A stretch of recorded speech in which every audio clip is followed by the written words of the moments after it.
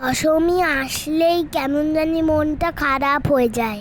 মায়ের চলে যাওয়ার সময় হয়ে যায়, আবার একটা বছর অপেক্ষা করতে হবে।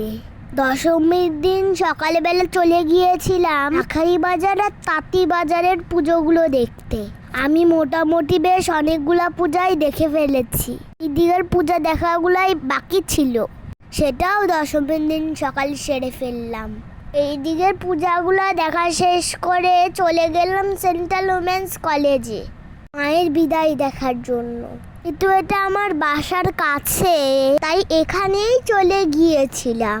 ঠাম্মার সাথে গিয়ে মাকে বরণ করলাম, তারপরে সবাইকে সিঁদুর মাখালাম।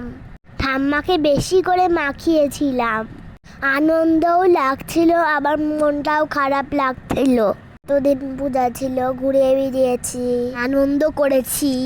যাই হোক, আবার এক বছরের অপেক্ষায় থাকলাম। এবার অনেক টাকা প্রণামীও পেয়েছি আমি। আর পুজোতে আমায় মাম্মা, বাবা, ঠাম্মা, দিনদুন, দাদা, মেমে, মেসো, বক্কা, ছোক্কা, ছোট পিপি, বড় পিপি সবাই আমাকে গিফট করেছে। এত এত গিফট পেয়ে আমি তো অনেক খুশি। আমার পূজাটা অনেক ভালো কেটেছে এবার। আরের পূজায় আমি অনেক বেশি ঘুরে বেরিয়েছি। আজকের মতো এই পর্যন্তই বন্ধুরা।